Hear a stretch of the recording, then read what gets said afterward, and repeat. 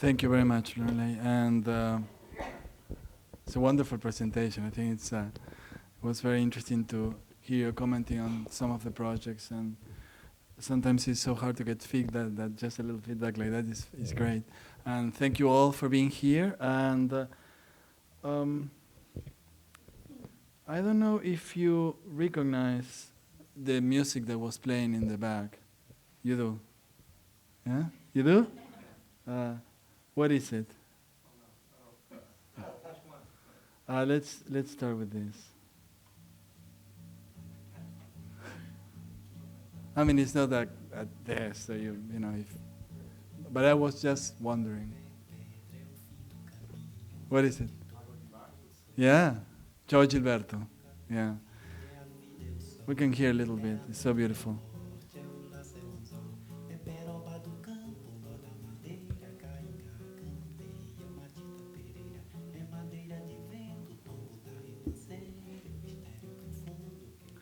So this is what people in the early 60s were listening in Brazil. These guys, this is João Gilberto. He was part of a group of musicians called Bossa Nova. Yes, this is a famous Bossa Nova. And they sort of changed things in Brazil, very much so in terms of music, because before that, samba was, traditional samba played traditionally, or baião, or frevo, like the most traditional musical forms were pervasive in Brazilian, say for the Brazilian public. That's what you would listen in radio and stuff. And I'm going to play you some of that so you get an idea of the kind of change that these guys did.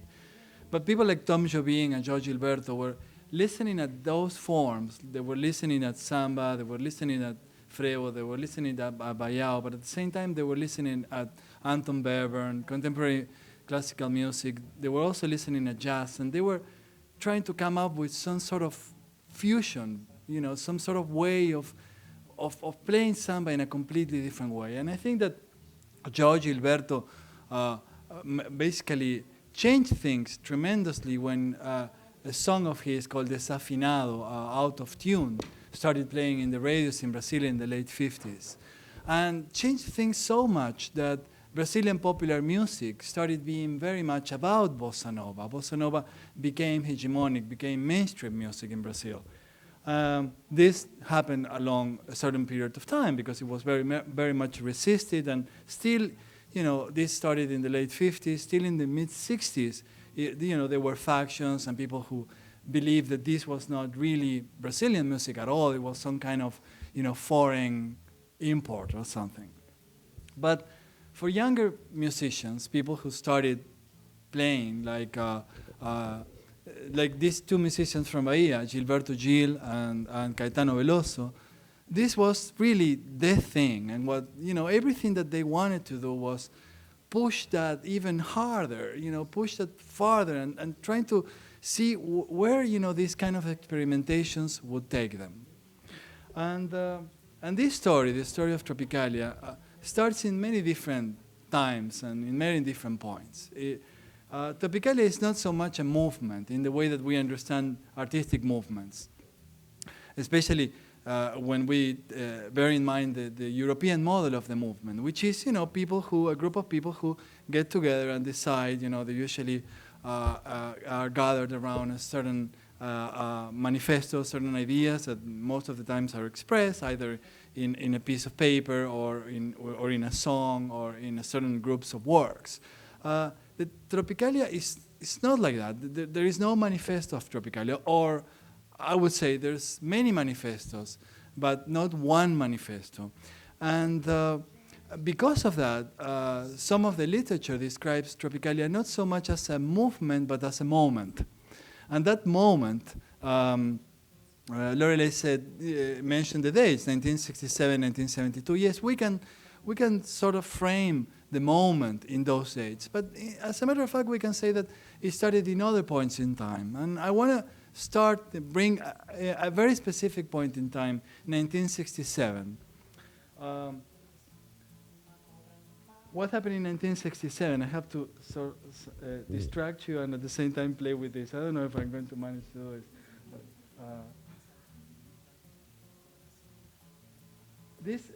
What happened was that this young musician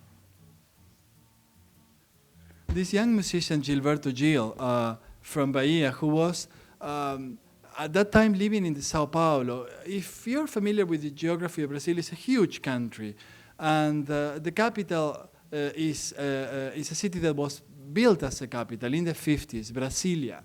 The name is very, very resounding, and I think the name echoes Tropicalia in many ways, and I think that sort of similarity is very telling about the ambitions of these younger artists. So Brasilia was this mirage made real. It was the dream of a country who wanted to believe in modernity, who wanted to believe in progress, who wanted to think of themselves as, looking forward civilization, a new civilization somehow, because they were made of Europeans, but they were also made of Africans, and they were made of native Brazilians. So they were a country based on that sort of very strange and very rich mixture of cultures. And this very rich mixture of cultures was very, has this strong belief in modernity. And Brasilia in the 50s, at the time of a president that was very forward-looking, Juscelino Kubitschek, that is also GFK, like GFK here, at the time of Juscelino Kubitschek was the way to realize basically the ambition of the country.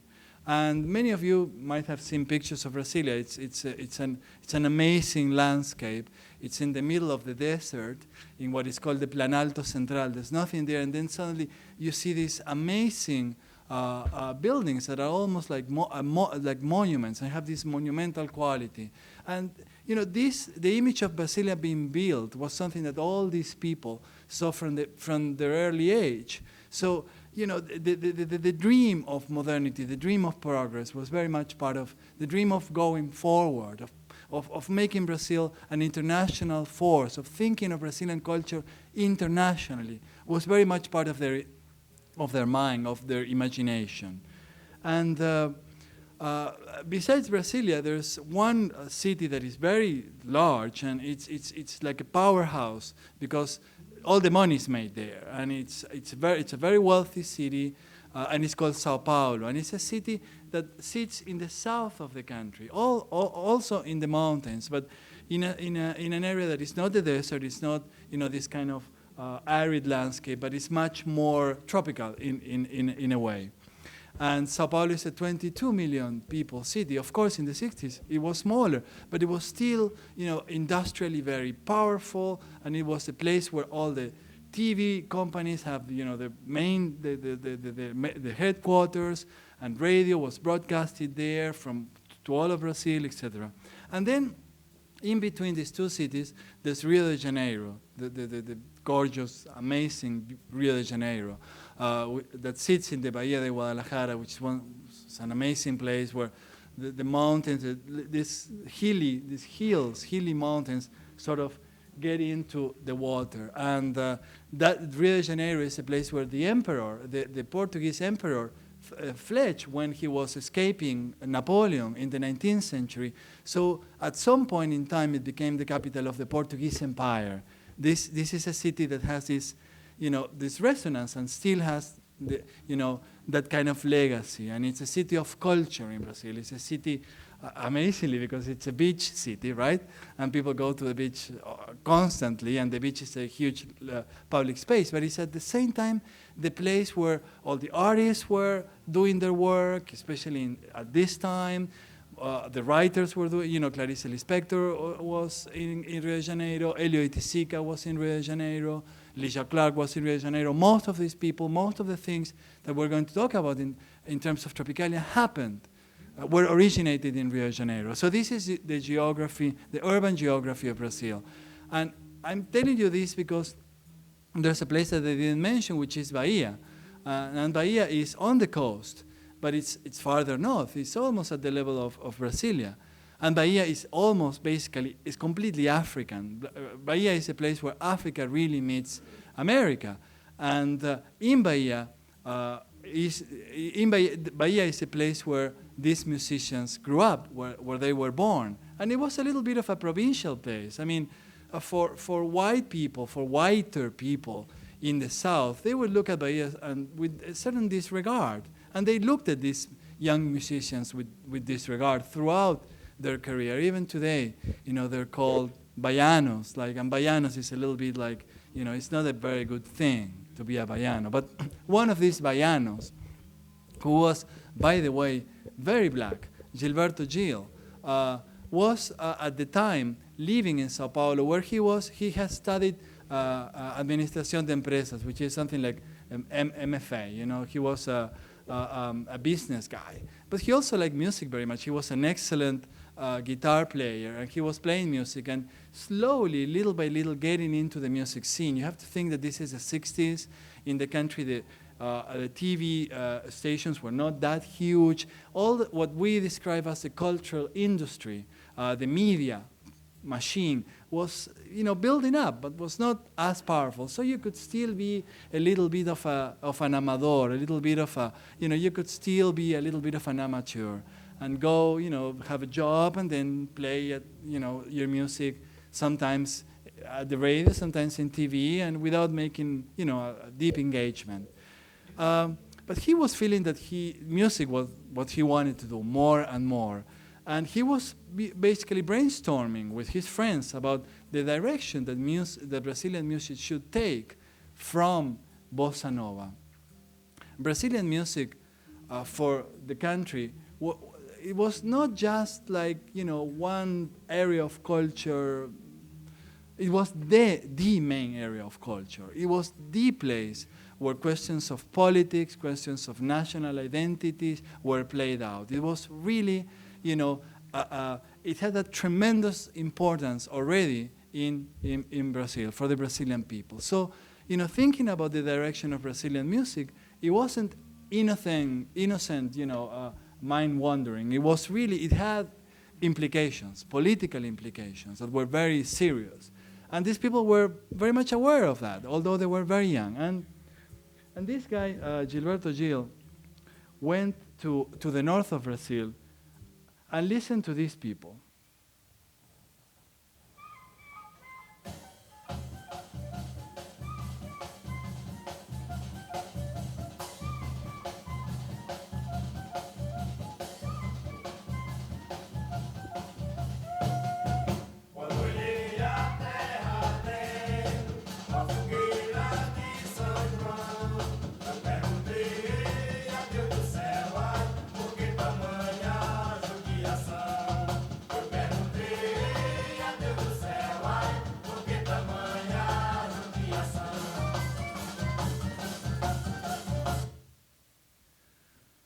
He said, I'd love to have these people who were musicians in the north playing just with, flutes and percussion. I would love to have music that is a mixture of this and the Beatles. This is Tom said, this is a recent recording.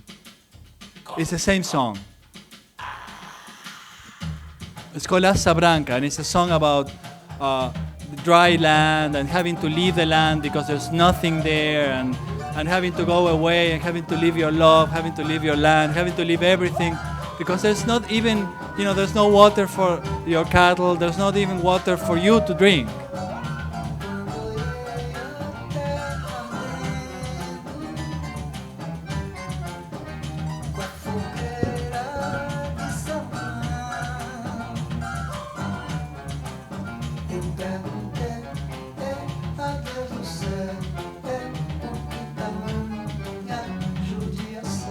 So this is the Beatles and the Banda Epífanes de Caribou and Stockhausen and choruses and classical music and everything together. And I think that to talk about Tropicalia is basically, I think the best way to talk about Tropicalia is just playing music. And I think, in a way, this is, what I wanted to tell you about. And that's, this is the end of my presentation.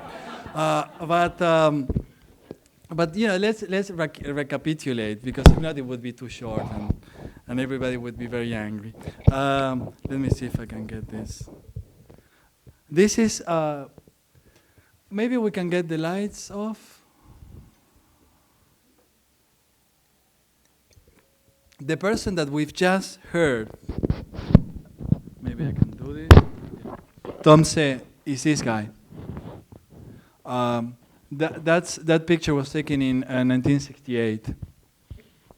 And the guy that I first spoke about, the black musician from Bahia that was living in Sao Paulo and trying to be a business person and a musician at the same time and think about the future of Brazilian music, and now is the Minister of Culture of Brazil, is Gilberto Gil, is that guy seated there.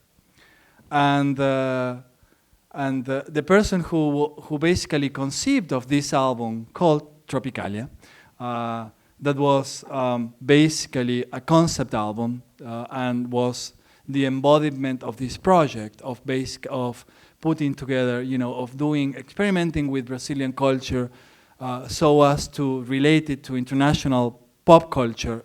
The guy who conceived it and really put it together is a guy with the long curly hair, which is holding the picture, the black and white picture, and his name is Caetano Veloso.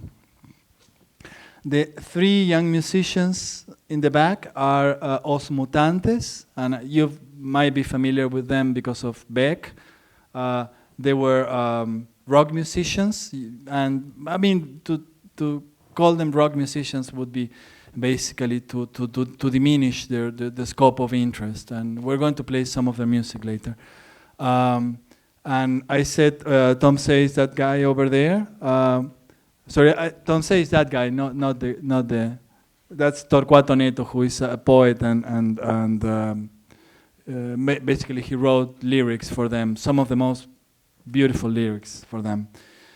And he committed suicide in 1972, and so his suicide is one of the points in which Tropicalia somehow the moment ends. Not the movement, not the influences of Tropicalia in Brazilian culture, but the moment ends. And the guy who is holding that kind of bass in that big cup is Rogério Duprat, who was a musician trained in classical music and who produced the albums, the first Tropicalist albums, and he's responsible for the arrangements that are amazing, I think, and that completely, I think that they knew what they wanted to do, but they didn't have the musical capability to really get it done, and this guy helped them, mostly Caetano and Gilberto Gil to get it done. The guy in the picture is José Carlos Capinan, and José Carlos Capinan is another poet and another person who wrote lyrics for them.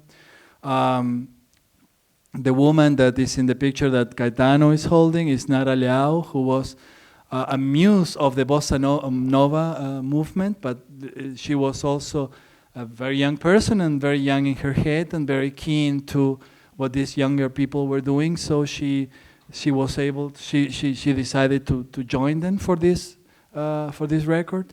And then the woman in the middle is the amazing Gal Costa, who was also from Bahia, also friends, with Caetano and Gil. Most of these people, Caetano, Gil, Torquato was a little bit farther north, but he was also from Bahia. Gal and Tom said they were all from Bahia. So it was really a very strange kind of thing, even geographically. It was basically, I don't know, it's a little bit like having people from maybe Louisiana, I mean, I think it's related a little bit to free jazz, what happened in terms of free jazz here and stuff. What were they up against? I don't think I made that clear. I said that Brazilian música popular brasileira, Brazilian popular music, was very important for the country. That it was like soccer or something. I mean, people went to the festivals, they cheered their singers. Their singers had political messages in their songs, and the importance of Brazilian popular music grew after 1964, because this country that believed in progress, that believed in modernity, was somehow suddenly all this huge illusion that they were going to be able to produce this sort of new culture out of the mixture of different heritage in the context of modernity was shattered by the 1964 coup d'etat, which placed in power a dictatorship, a military dictatorship that lasted for almost 20 years. And everybody was like in shock after the 1964 coup. And in a way, the intellectuals went to all forms of dissemination of information, like music, that were available to them to put out their message. And their message was a message of contestation, was highly political. And so there was an entire leftish movement organized around the CPC, the Centros Populares y Cultura, which were student centers that basically had a very clear idea of what was the role of culture in this political fight, and the role of the leftish intellectual, of the engaged leftish intellectual. And in a way, in music, this translated into some sort of political bossa nova, and a certain fascination with tradition, and with a certain idea of national identity that became progressively more fixed and rigid and more provincial. So what these people were doing, in a way, they were challenging the right, of course, and they challenged the right up to a point in which most of them, I mean, then we will see what happened to the theater people, to the visual arts people. But in the case of the musicians, now that we started with them, they were put in prison in 1968, at the end of 1968, in December. They stayed 2 months in prison without, they didn't know what they were accused of. And we're talking prison. I mean, they were not torture, but they were basically, at the beginning, solitary confinement. I mean, this was really, prison all the way. And then they were sent back to Bahia, to Salvador, when they had to stay for almost, I think, 4 months in home confinement. And then they had to leave the country, and they left the country for more than 2 years. They were in exile in London. So this is the point, this is a way, I mean, I'm just trying to say this so as to make clear that the right also was, very much afraid of what the project that these people seem to have in hands. And the left as well. The left thought of them as basically colonized minds, people who were playing with, the Beatles and Coca-Cola, like Caetano Veloso sings about a guy walking down the streets and drinking Coca-Cola and, watching the news, and all of that was also outrageous for them. So in a way, they were not in the left, not playing against the left, playing against the right. I mean, they were basically doing something new.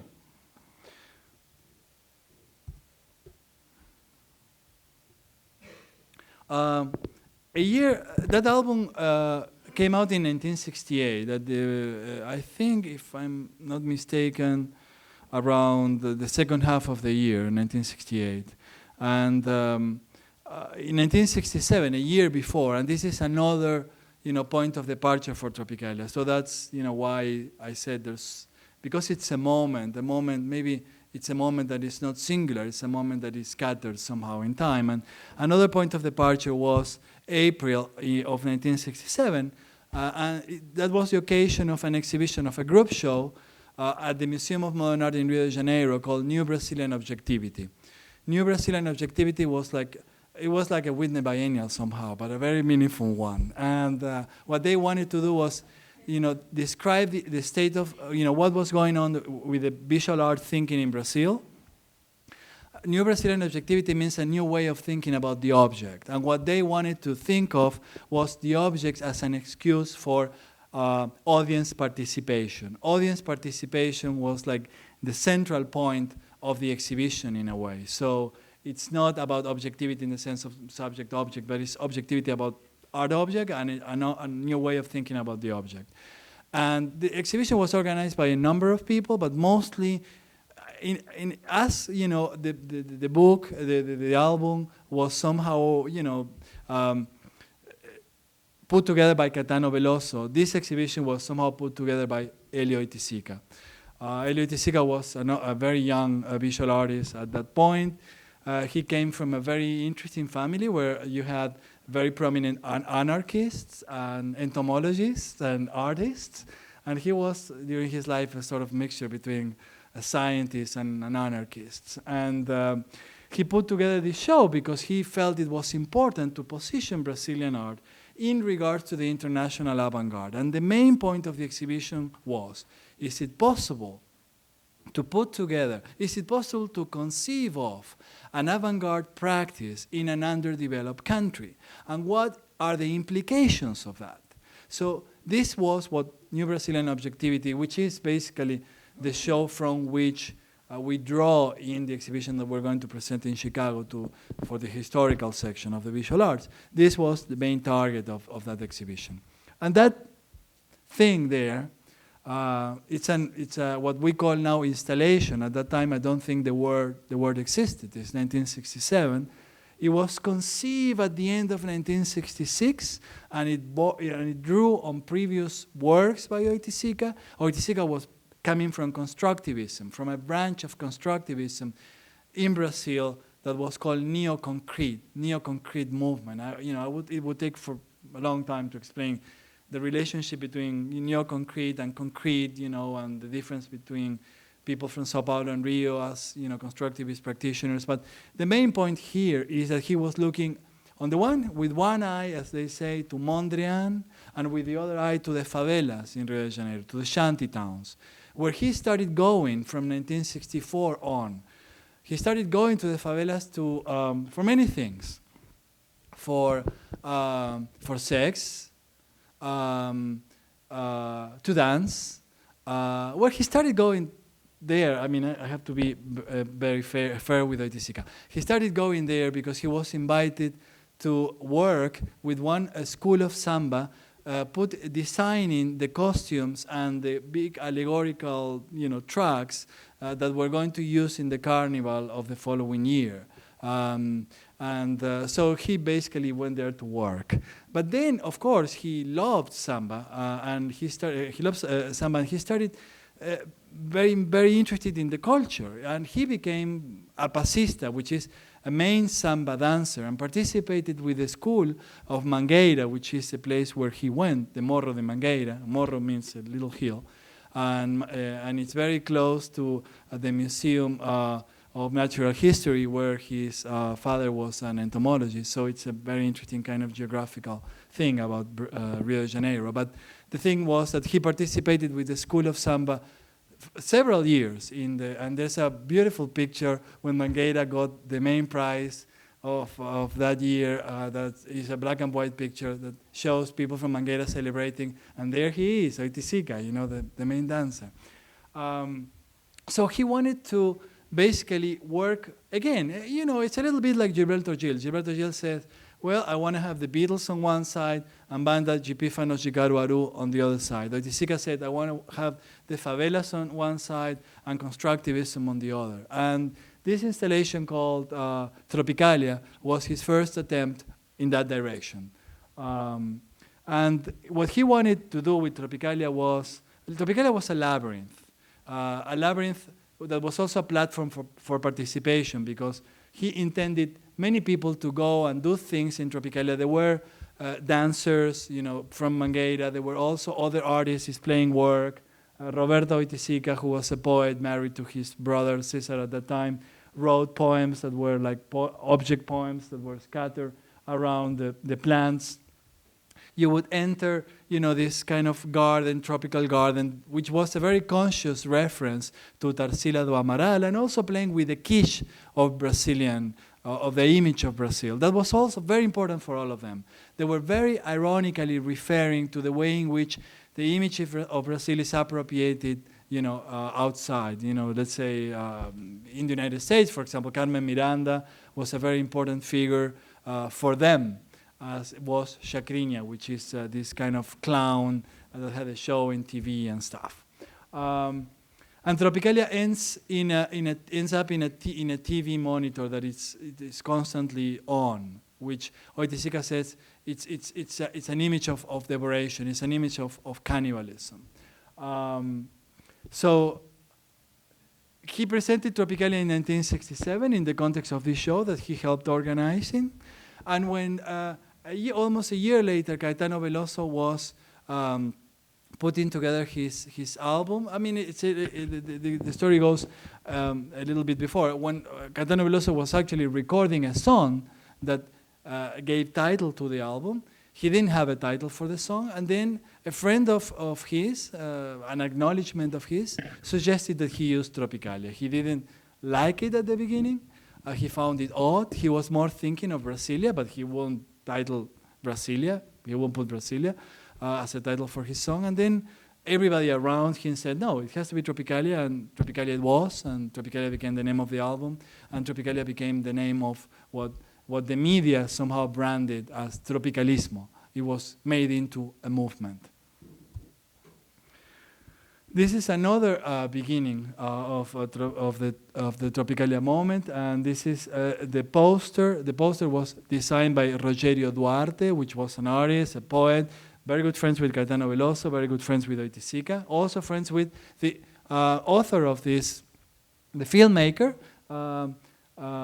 who is Glauber Rocha. Glauber Rocha is one of the most important filmmakers in Brazil. He, in the 50s, started a movement of Brazilian cinema called New Brazilian Cinema, Cinema Novo, and later he would make a movie called Cancer that made the transition between New Brazilian cinema and something else that became underground Brazilian cinema. So what I basically want to summarize him as a very influential figure who was also somehow an inspiration, especially a movie that he did after this movie. This is called God and Devil in the Land of the Sun, and then he did Earth and Trance. I mean, hopefully we're going to have all of these movies here playing here in Chicago.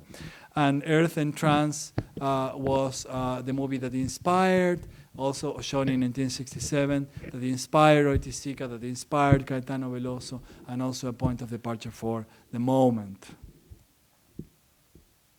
And another extremely important figure was José Celso, who was a theater director, and that's him. That's a picture of the period. His the sort of image on his back is one of the one piece that was part of the scenography of a play that he did in 1967 called The King of Candles. It was a play written originally by a Brazilian writer from the 20s, Oswald G. Andrade, who wrote also the Anthropophagic Manifesto, which is an inspiration for all of them. And at some point I'm going to try to talk about Andrade. But basically he recreated this piece by Andrade that was completely forgotten. Andrade himself was forgotten. And he made this into sort of a mixture between carnival, music hall,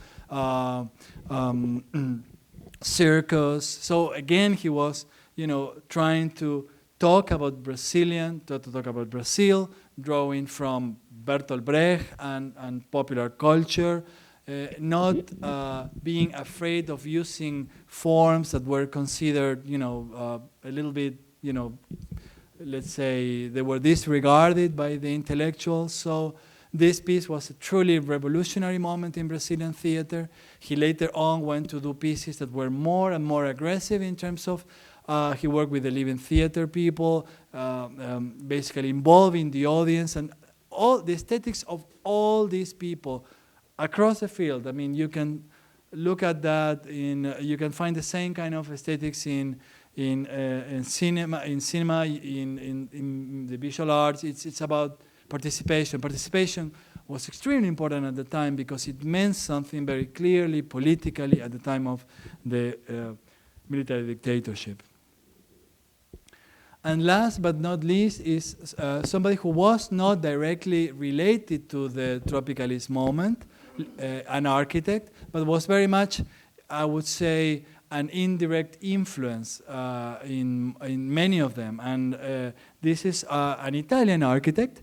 Her name is Lina Bo. She married an Italian critic, Pietro Bardi, so she's better known as Lina Bo Bardi, and went to live in Brazil in the 50s. And Lina was very interested in Brazilian popular culture. She was the director of the Museo Arte Moderno, the Museum of Modern Art in Bahia, again, in the 60s. She was fired in 64 when the dictators took over. And she staged many exhibitions there, most of the many excellent shows targeted to younger audiences. He founded the Museum of Popular Art. He had an amazing project of relating certain forms of informal artisanship to industrial production, so as to maintain those traditions and at the same time adapt them to a country that was very quickly evolving.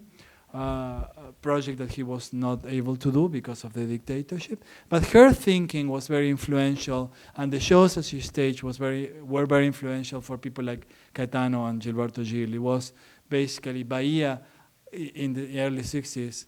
Strangely enough, it was this provincial place that became a hotbed for intellectuals, and basically what was discussed was this confluence between the traditional with the modern.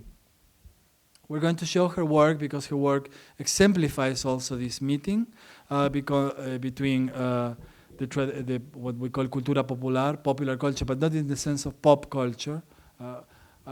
Here, people use the word for folklore, but I think folklore refers more to popular culture when it's fetishized and not as a living tradition. So, we're basically using that cultura popular or popular culture as opposed to pop culture. And Tropicalia, in a way, for us is an avant-garde attempt that was a synthesis, or that that tried to take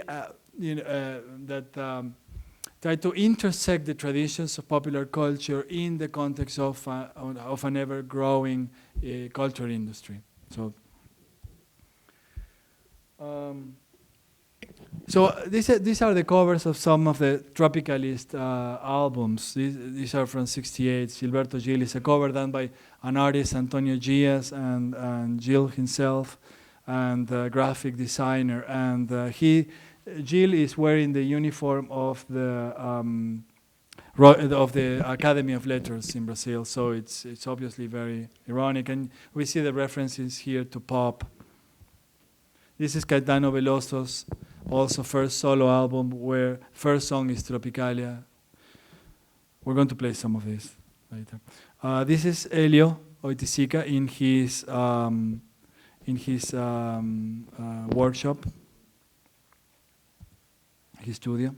That's Elio Oiticica in 1968. He's wearing one of Elio Oiticica's parangoles, which were these capes or banners or tents that were supposed to be used by the audience, and they were developed in 1964. And in a way, the parangoles are the beginning of Oiticica's thinking in terms of participation, and are the beginning of Tropicalia. We will have parangoles in the exhibition that you will be replicas that you will be able to wear. And there's nothing in particular that you have to do with them. I think they're very much inspired, of course, in samba dancers. But some of them have political messages. Elio did several of them as homages to Caetano. Elio, Caetano, Gil, they became close after. They didn't know each other at the time of the Tropicalia album, but after that they were introduced by common friends, among them Torquato Neto and Rogerio Duarte, and they became good friends. And while the Tropicalist musicians were in London, they were seeing each other constantly. Oiticica was also in London for a year. That's Oiticica with one concrete poet, Haroldo dos Campos. It's a very important concrete poetry in Brazil. Was also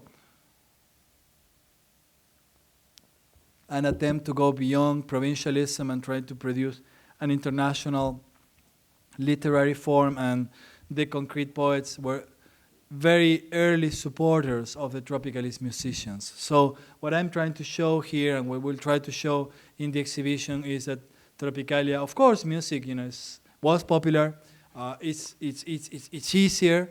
It has a different. It's easier in order to be distributed. It has a different relationship with the media, with the cultural industry than the visual arts. We try to discuss that in the catalog at length, etc. But what we're trying to do somehow is restitute the multiplicity that was inherent to the moment, trying to show that it was not only about music, it was about a dialogue, a chorus, as Flora Susekin, one of the writers, says, a polyphony, that sometimes was filled with contradiction and in which many different people participated.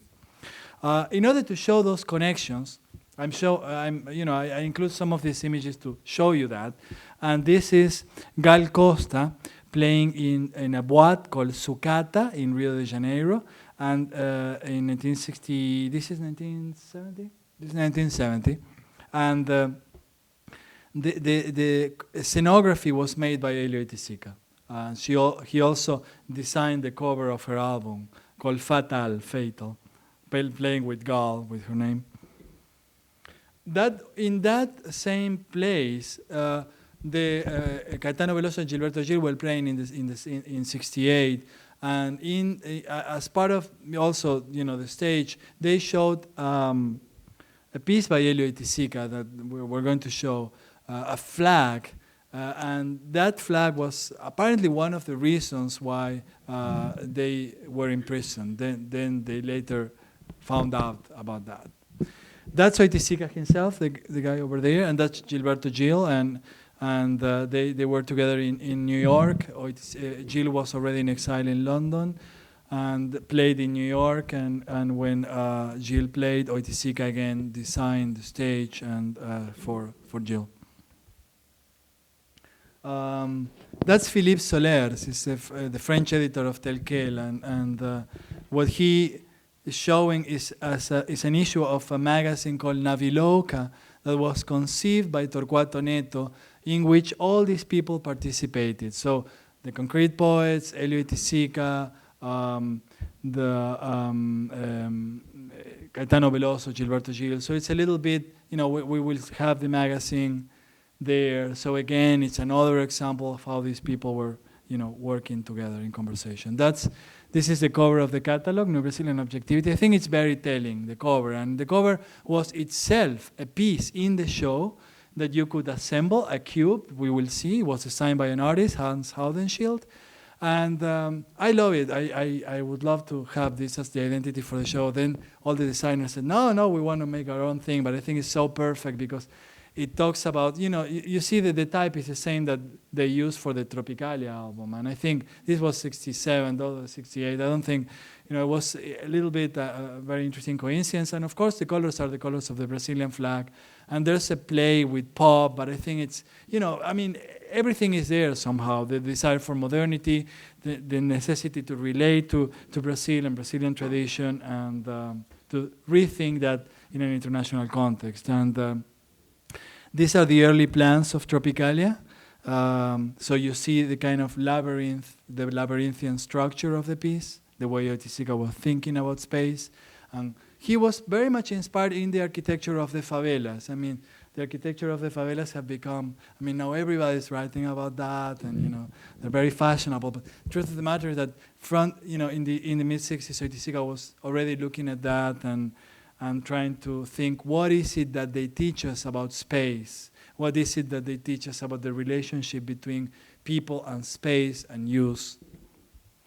That's another of the images. I love this, to show this, because this is the first time that I show them, so I don't know why I said I love to show them. I like to show them now, because Itisica is this very Dionysiac character somehow in people's imagination. This guy did the quasi-scene, the Cosmococas, he was very much, a figure of the underground, popular Brazilian culture, but at the same time, he was always this kind of weird scientist, that collected, that made these very careful notes and was so studious. And so his is really a case of organized delirium. And I think that you see that very clearly in the notebooks. There's his writings, of course, there's been only very little published. We're publishing a lot of historical writings of his and other people in the book. So the book will have tons of material about how people were thinking about this, and people were thinking about this really, very thoroughly and very deep, very, very richly and very deeply, even at the time. and we're publishing some work of Oiticica that's not being published, etc. But I had an opportunity because of this, of going through his writings, and I would say that we could make a couple of thick volumes of his writings. He wrote constantly. It's really amazing. So again, Tropicalia. Those are views of Tropicalia as it was installed in the museum in '67.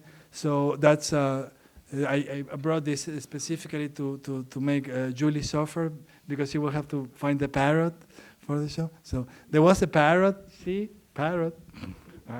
So now everybody will look for the parrot. There was a parrot and the plants, sand. Again, another view of Tropicalia. Another view. That's a Roberta Oiticica. She's wearing the parangoles in one of the actions and pulling out a text, which was a poem. So these were some of the things that happened in Tropicalia. I like it because now there's a lot of talk. I mean, in the last year and a half, relational aesthetics have been discovered in America. Relational aesthetics. And the truth of the matter is that it's very courageous of Nicolas Bourriaud to put out that theory, deeply flawed but very courageous theory. But the main point, I think that in a way, one of the intentions of the show is to, put out the evidence of this group of people thinking about participation in very interesting and rich ways, 30, 40 years ago, right? Which are not taken into account in his theory. That's, I think it's Mosquito da Mangueira, or maybe Nildo da Mangueira, is one of the other passistas of Mangueira, and he's wearing a parangole in Tropicalia again. That's Oiticica in the Carnival parade. So I thought it was an interesting picture. Very, concentrated in his dance. I don't know. That might be, maybe 66, 67. That's a plan. We're going to show Tropicalia in the show, of course. Huh? We're going to have that installation in the show. And this is another piece that we're also going to have in the show. It's called Eden and was done by Oiticica in London in 1969, a year after, 2 years after he presented Tropicalia. And Eden was a continuation of Tropicalia. He was trying again to deal with issues of space, but he eliminated plants and parrot because he wanted people to focus on structural concerns. Because the way in which Tropicalia was apprehended by the media, and it was, and all the way. Television, magazines, there were restaurants serving Tropicalist dishes and stuff. And Oiticica was horrified. He was horrified because he was, as most visual artists, a little bit elitist. He came from an elitist tradition, after all, and he thought of the public and collectivity in, his idea of collectivity was not pop culture, was the carnival, was something more spontaneous.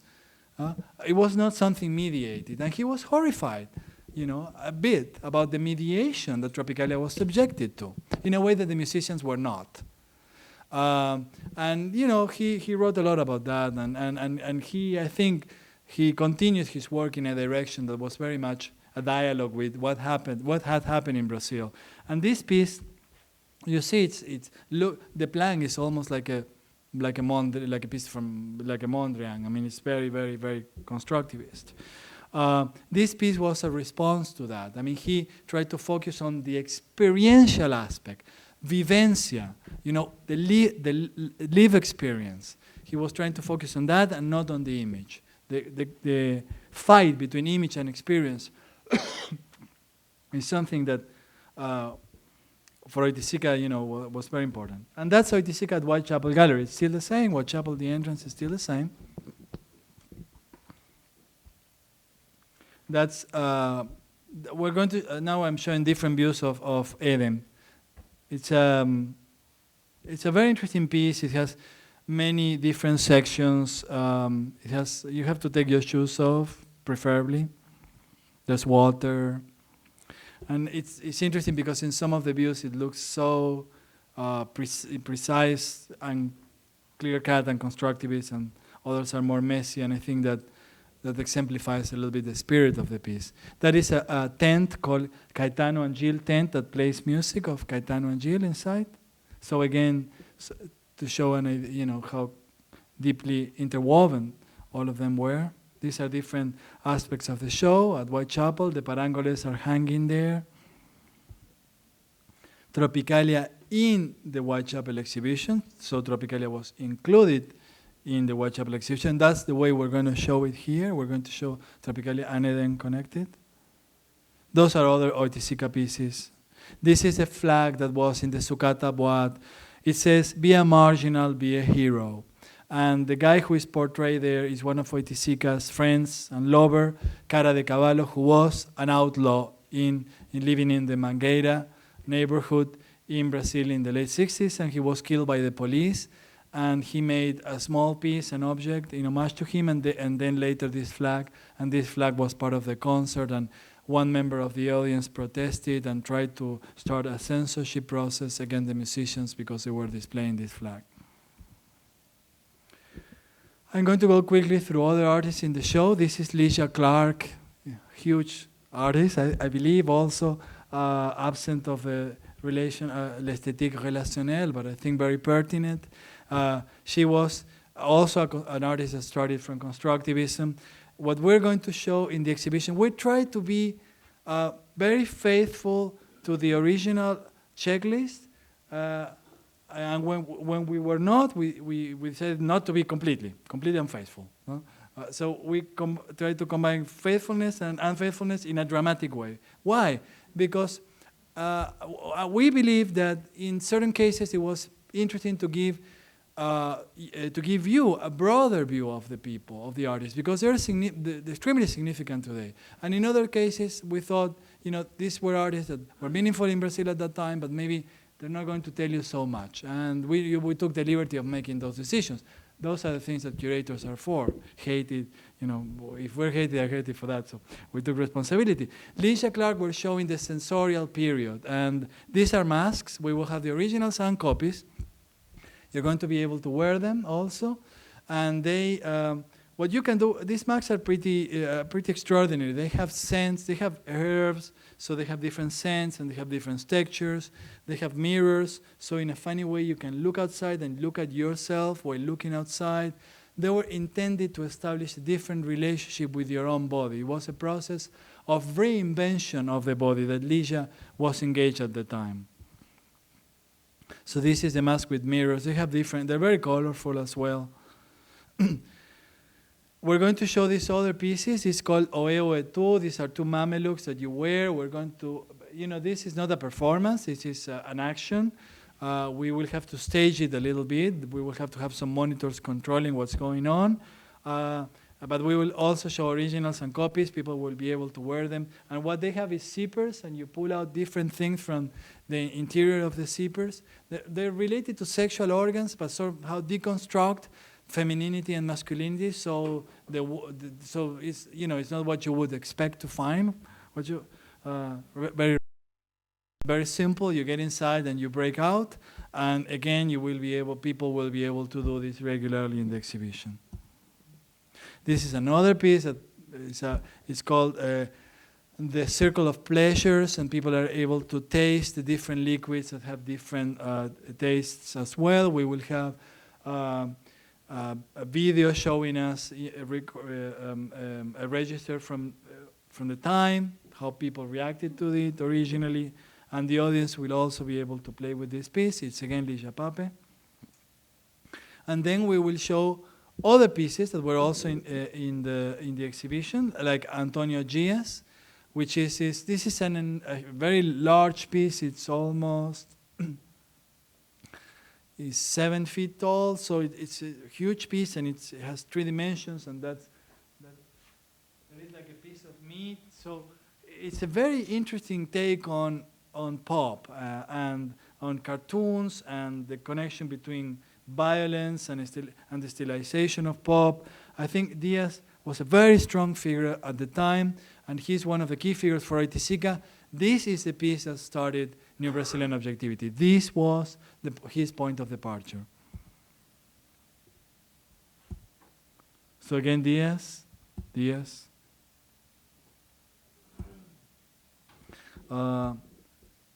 That's Nelson Lerner. It's also a piece from the time. It's a huge peak. It's embalmed. And it was sort of a Duchampian gesture. Nelson Lerner is also, and this homage to Fontana, using humor, is also one of the artists that we will show. Raimundo Colares, it's an amazing, these are books. Let me see. Yeah, we get to an image in which you see, they're very much like the Book of Creation in a way. They're extremely beautiful, and you can basically go through them, change them, and we will have, again, you see the book in 3 positions, originals and replicas for you and the replicas are going to be identical to the originals, made with the same material, so I think it's going to be quite interesting for you to go through them. And this is the cover of the catalog, and also the piece that was in the show, Hans Haudenschild. So for you, it was also, people were able to pick them up and then assemble them at home. We're not going to be able to do that because the show is going to travel to 6 venues, and we would have needed to print an enormous amount of issues. So we will have just the original and the piece for you to see. I included also some images of Lina Bobardi. Lina, what we're interested are, of course, what he built, and we will have what we call a platform where you will be able to see maquettes of her buildings, her drawings, photographs in a computer screen, but you will also be able to see her installation design, her shows with popular culture, which were amazing. They will be projecting in a rear screen, in a large rear screen projection. And you will also be able to see her designs for theater, because she worked very closely with José Celso, with the theater director.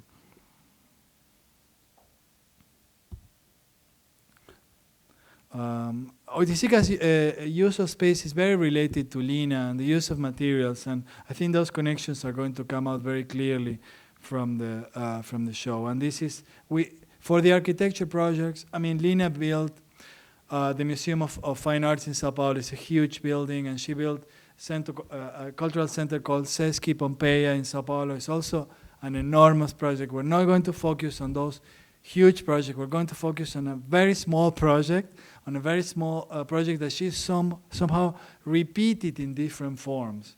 And it has this square plant that we will follow through different incarnations. I thought it made more sense to focus on something small and see how it evolved in terms of the dialogue between, I mean, this is a very good example. I mean, you see a modernist cube intersected with this kind of, made with materials that are tropical materials and intersected with this other little tropical skirt. This is the drawing for one of her theater designs. More. And these are some images of Lina's shows. She did several shows with popular culture in which she emphasized process upon image. Again, we find the tensions that all of them were dealing with when using popular culture. Not to focus, not to fetishize the material, but try to look at the constructive thinking that is behind that image. And Lina did that through repetition, through a certain ordering of the work, and she did amazing shows with the material that she found in the north of Brazil. We're going to show a number of images. Of course, this is very, I mean, this is a show in the 50s called Brasilia in Ibirapuera. Ibirapuera is the name of a park in Sao Paulo, and what you see in the floor are leaves, and there's one of Oiticica's cabins inside Eden that has leaves, so I'm also trying to show all those connections. This is a work by Matthew Anteso, and the guy who is portrayed there is one of the advisors for... I found this by chance, I have to say, and decided it was too funny, I had to include it. The work is a tapestry, it's a large tapestry, and it's the cover of a magazine. And that guy is an anthropologist. His name is Hermano Viana, and he is one of the advisors of Gilberto Gil, the Minister of Culture. And also, he was a person who was very much a proponent of funky carioca. It's a musical form that is very popular right now in Brazil, and it's also this kind of mixture between technology and the favelas, and it's very much in the Tropicalia tradition. And I think it is important to have that image in the show because it's telling about the large heritage of Tropicalia throughout Brazilian culture. This is a piece by Rivane Neuschwander that we will have in the show. It's a piece made especially for the show. This takes us to the younger people in the exhibition, which are doing works that are not... We don't want to show some sort of continuation. We don't want to establish a continuation, like there is an organic, somehow, lineage. But we want to have younger people looking at that heritage and doing works. I mean, people who have a sensibility for that material, but looking at that as something that it's somehow in the past. And she chose to work with language, which is such an important part of all this, and all the words there are words, foreign words that are used in Brazilian language, and it's all a meditation about language, which is the most proper thing that we have, and foreignness. This is a part of the installation. It's a video. It's a parrot, again, the parrot, playing with letters. And this is a canceled cartoon that was done by Walt Disney. It's called Zé Carioca. It was a Donald Duck, it's like a Brazilian version of Donald Duck for the Brazilian market. So she's also dealing with that. This is a piece by Marepe called Mudanza. So he's building a truck. It's not like a huge truck. It's going to be like, like a regular car, mostly. And it's about, again, moving. Moving is something that people in the Northeast, where Marepe comes from, where all the musicians come from, do all the time because of many reasons, among them because of because of lack of work, because of the weather, because of the inclement weather, etc. And moving is a metaphor for translation as well in Marepe's work. This is a piece by an even younger artist called Rodrigo Araújo, which is a street kiosk for selling images. And Tropicalia became about selling images. And this piece will be at the beginning of the show, and in a way it's an ironic commentary, an ironic comment on the rest of the exhibition. This is the plan for the show that will be changed. I mean, it's not what you're going to see. There are going to be some subtle changes. And basically what I wanted to show here is that there is an architectural component that has to do with exhibition design, because we couldn't just show this as pictures on a wall, and we had to find a way in which the design itself would draw people in from the beginning and would tell you something about the movement. So basically the exhibition design is organized around the concept of the andami, you say, how is andami? Is scaffolding. And scaffolding is what Lina Bobardi used to design the Theater Oficina in Sao Paulo. And scaffolding is a metaphor of impermanence, but it's also a metaphor of construction. It evokes, these constructive toys that children use and that were, widespread in Brazil. They had Brasilia toys in the 50s, like all the different shapes of the building of the main capital they could assemble and disassemble. So we're evoking that spirit, and we'll try to make it in a way that it's also, I think that it will be impermanent but also precise. And the exhibition has two axes, and the axes are independent from the space. In a way, it's like an ovni, like a UFO that landed there. And this lack of organic connection between an element that at the same time structures the space is also a metaphor of Tropicalia. Tropicalia was about that. It was talking about, let's say, Brazilian identity departing from a completely foreign, perspective. So it was about the dialectic of foreignness and interiority, the dialectic of exteriority and interiority somehow. And we want to play that in the space. The space will have this structure, basically organizing the space, and then platforms where you will have, in the platforms, you will have material from theater, and you will have all the stuff from Orreida Vela, from this play, like the maquette and the drawings, all that stuff. You will have architecture in also one of the platforms. We're also showing costumes from a collection that was done in '68 celebrating tropicalism. Amazing, amazing costumes. And along the vertical axis, you will have images, moving images corresponding to the different years from '68 to '72. You will see everything that happened during those years. So you enter the exhibition, and if you spend some time there, and I know that people don't spend a lot of time, but even if you spend like 10 minutes there, you will sort of have a grab on, what happened during those years, and then you will be able to see the rest. So what we wanted to do was to, in some specialized time, in a way that would be accessible for an audience that is not familiar with the material. I think I have. Yes, that's a three-dimensional rendition, so you get an idea of. Those cabins we have to play with, and those are the cabins where you're going to see the moving images, and we're going to have to change them slightly to adapt to the space. But again, the material will be there, album covers, posters, magazines, etc., etc.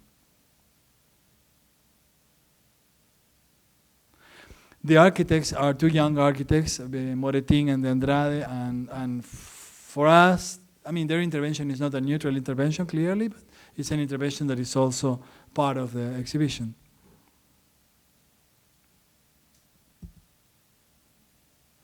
And that's the last image. It's the person who is working with us in Brazil and coordinated all the research.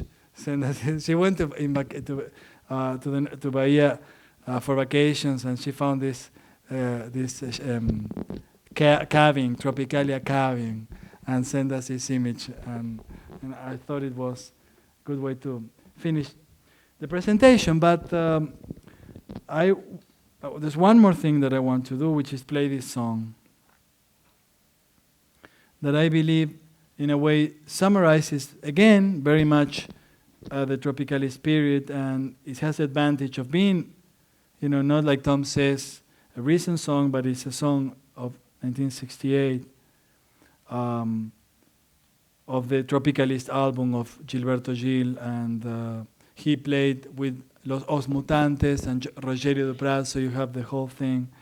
There's actually a couple of, there's so many songs that I would love to play. There's going to be a lot of music in the show because Arto Lindsay is doing a sound installation, and we have Caetano Veloso's son, Moreno Veloso, doing another sound installation, and there's another artist, a French artist, Dominique González Torres. So what I show you is really like, I don't know, maybe usually 20% of it, or maybe 50?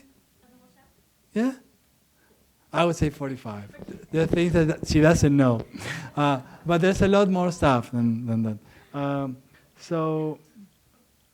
Okay, and this song, there's other songs that are amazing. There's so many songs, But this song I like because it's called Procession, And it's a song that Gilberto Gil had recorded before in kind of this bossa nova political thing. It's a very political song about a procession in the north of Brazil, and he sort of talks about religion as how it is used to, get people, not to, get people to calm down and not to protest and stuff, and how those things have to change.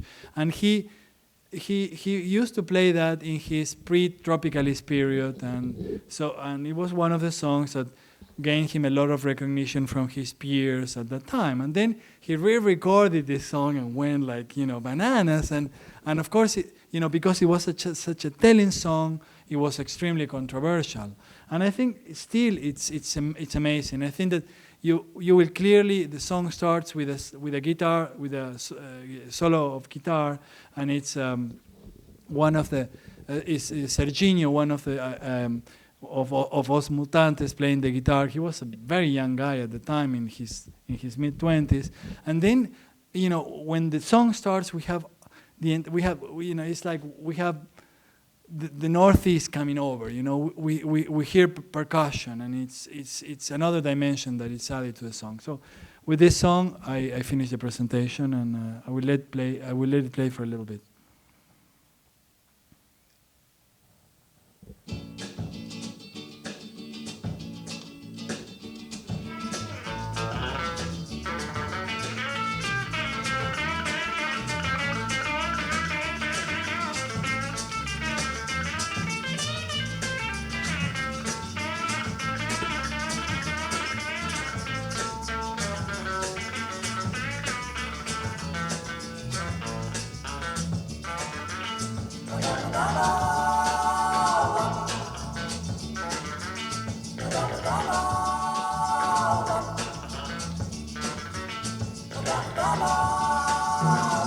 Olha lá vai passando a procissão, se arrastando que nem cobra pelo chão.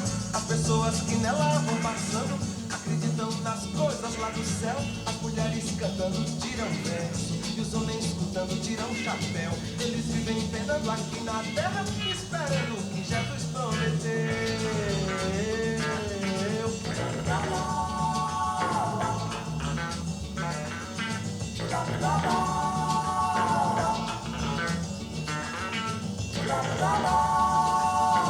E Jesus prometeu coisa mínima pra quem vive neste mundo sem amor. Só depois de entregar o corpo ao chão, só depois de morrer neste sertão.